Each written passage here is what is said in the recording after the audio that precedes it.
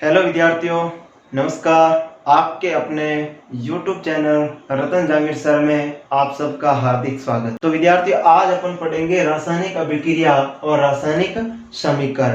तो रासायनिक अभिक्रिया क्या होती है, ध्यान दीजिए। रासायनिक अभिक्रिया क्या होती है? रासायनिक परिवर्तन होना। रासायनिक परिवर्तन होना ही रासायनिक अभिक्रिया कहलाती है। रासायनिक परिवर्तन होना ही क्या कहलाती है? रासायनिक अभिक्रिया कहलाती है। और वापस ध्यान देना, रासायनिक अभिक्रिया क्या होती है? रासायनिक परिवर्तन होना ही रासायनिक अभिक्रिया कहलाती है। और वे पदार्थ, परिभाषा याद रखना, वे पदार्थ जो आपस में क्रिया करके नए पदार्थों का निर्माण करते हैं उसी को अपन रासायनिक अभिक्रिया कहते हैं। और नए पदार्थों का जो निर्माण करते हैं और जो परिवर्तन होता है वही क्या कहलाता है? रासायनिक परिवर्तन कहलाता है। उदाहरण के तौर पर अपन बात करते हैं तो कोयले को ऑक्सीजन की उपस्थिति में जलाने पर कार्बन डाइऑक्साइड गैस में परिवर्तित हो जाना। देखिए, कोयले का प्रतीक होता है C, ऑक्सीजन की उपस्थिति में तो होता है O2 बराबर। कोयले को अपन ऑक्सीजन की उपस्थिति में जलाएंगे तो वो किसकी उपस्थिति में कहलाता है? कोयले को ऑक्सीजन की उपस्थिति में जलाएंगे तो कार्बन डाइऑक्साइड में बदल जाता है, तो हो जाएगा CO2।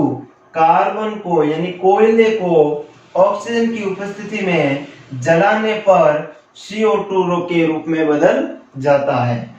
तो इसके अंदर अपन का पहला एग्जांपल ये था कि कोयले को अपन जलाएंगे ऑक्सीजन की उपस्थिति में तो CO2 का निर्माण होता है। तो पहले कोयला था जो ठोस अवस्था में होता है, ऑक्सीजन गैस अवस्था में होती है। तो इस दोनों को अपन, कोयले को अपन ऑक्सीजन की उपस्थिति में जो ही जलाया तो CO2 गैस के रूप में इसका निर्माण हो जाता है। तो अब इसमें नए पदार्थों का निर्माण हो गया, क्योंकि पहले कोयला ठोस था, फिर बाद में उसको ऑक्सीजन की उपस्थिति में जलाया तो ये वापस CO2 के रूप में बदल गया, तो नया पदार्थ बना। और नया पदार्थ बनना ही क्या कहलाता है? अपन का रासायनिक परिवर्तन कहलाता है। और रासायनिक परिवर्तन होना ही क्या कहलाता है? रासायनिक अभिक्रिया कहलाती है। दूसरा एग्जांपल ये भी याद रख लेना कि हाइड्रोजन व ऑक्सीजन से जल का निर्माण। हाइड्रोजन और ऑक्सीजन से किसका निर्माण होता है? जल का निर्माण होता है। कैसे? हाइड्रोजन का होता है H2 और ऑक्सीजन का होता है O2 बराबर H2O। यह भी हो जाता है कि भाई पहले हाइड्रोजन गैस और ऑक्सीजन गैस, इन दोनों गैसों के द्वारा जल का निर्माण होना। तो पहले दोनों गैसें थी, फिर बाद में लिक्विड के रूप में जल प्राप्त हो गया तो ये नए पदार्थों का निर्माण। तो नए पदार्थों का निर्माण होना ही रासायनिक परिवर्तन कहलाता है। और रासायनिक परिवर्तन होना ही क्या कहलाता है? रासायनिक अभिक्रिया कहलाती है। अब अपन बात करेंगे रासायनिक समीकरण की। किसकी बात करेंगे? रासायनिक समीकरण की।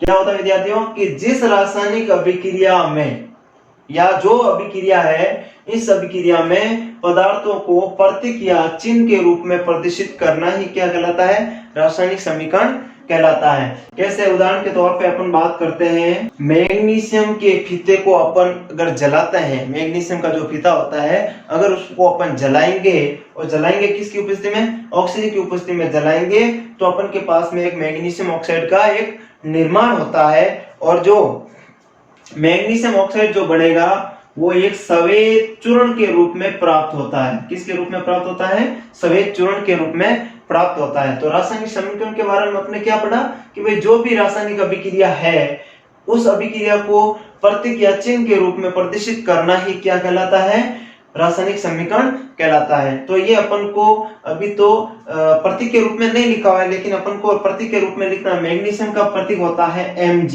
मैग्नीशियम का प्रतीक क्या होता है? Mg। और ऑक्सीजन का प्रतीक होता है O2। और बनेगा क्या? मैग्नीशियम ऑक्साइड, तो हो जाएगा यहाँ पे MgO यानी मैग्नीशियम ऑक्साइड। यानी कि रासायनिक समीकरण बात अपन ने करी थी, तो रासायनिक समीकरण की बात करी थी अपन ने। तो रासायनिक समीकरण सिंपल सी बात है कि जो भी अपन पदार्थ होते हैं या जो भी रासायनिक अभिक्रिया अपन को दी हुई आती है, जो भी रासायनिक अभिक्रिया दी होती है, उस अभिक्रिया के अंदर जो भी पदार्थ होते हैं उन पदार्थों को अपन सीधी सी बात किसके रूप में लिखते हैं, प्रतीक के रूप में लिखते हैं, और प्रतीक या चिन्ह के रूप में लिखते हैं, वही रासायनिक समीकरण कहलाती है। आज के लिए इतना ही और आगे पढ़ेंगे। Thank you.